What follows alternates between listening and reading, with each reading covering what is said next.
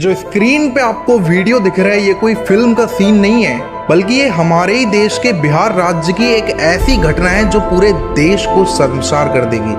एक शादीशुदा महिला सिर्फ अपने घर से राशन लेने के लिए निकली थी, लेकिन शायद वो इस बात से अनजान थी कि रास्ते में कुछ दरिंदे उसकी इज्जत नोचने के लिए इंतजार कर रहे हैं। बीच सड़क पर उसे जबरदस्ती पकड़ा गया, साथ ही साथ उसके कपड़े फाड़ दिए गए। और अब मैं जो बोलने वाला हूँ शायद उसे सुनकर आपकी रूह कांप जाए कि उन दरिंदों ने ना उस लड़की के ऐसे ऐसे पार्ट पे टच किया जिसे देखकर शायद आपकी आंखों में से खून आ जाए। वो बेचारी लड़की रोती रही, चीखती रही, लेकिन उसकी चीखों को कहीं ना कहीं अंधेरे में दबा दिया गया। हमारे इसी देश में भरे मंच पर सत्ता के ठेकेदार ये भाषण देते हैं कि भैया बेटी बचाओ बेटी पढ़ाओ, लेकिन जब वही बेटी अपने घर के लिए राशन लेने के लिए निकलती है तो 3 लड़के उसका गैंगरेप करने की कोशिश करते हैं। हर साल इसी देश में 31,000 से ज्यादा रेप केसेस हो जाते हैं। ये है ऑफिशियल आंकड़ा, और जो अनऑफिशियल आंकड़ा होगा ना वो कई और ज्यादा गुना होगा। लेकिन सत्ता के ठेकेदारों को शायद फर्क ही नहीं पड़ता, क्योंकि उनके लिए ये जो आंकड़े बढ़ रहे हैं ना वो सिर्फ उनके लिए एक नंबर है। लेकिन शायद उनको ये नहीं पता ये किसी की बेटी या माँ बहन के लिए ना पूरी जिंदगी का अंधेरा है। आज शायद इस केस में भी न्याय नहीं मिलेगा। न्याय सत्ता के ठेकेदारों की जहांगीर बन के बैठा है। न्याय सिर्फ फाइल्स और बयानों में सिमट कर रह गया है। और ये आपको जानकर हैरानी होगी,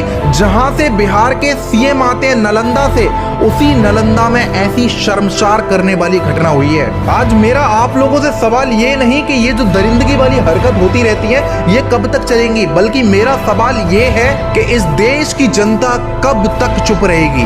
अगर आज बिहार की बेटी के लिए आवाज नहीं उठाई ना, अगर आज इस देश की बेटी के लिए आवाज नहीं उठाई ना, तो कल को किसी और इंसान की बेटी इन सड़कों पे चीखती हुई मिलेगी। आज 140 करोड़ हिंदुस्तानियों से मेरी हाथ जोड़ के रिक्वेस्ट है, इस वीडियो को हर घर तक पहुंचाना, इस वीडियो को सत्ता के ठेकेदारों तक पहुंचाना, ताकि उनके कानों में इस वीडियो की गूंज जा सके और जो इस लड़की के क्रिमिनल है उनको सजा हो सके और एक एग्जाम्पल सेट हो सके कि इस देश में लड़की के खिलाफ अगर कोई कुछ करेगा ना तो उनके खिलाफ ना सबसे कड़ी सजा दी जाएगी।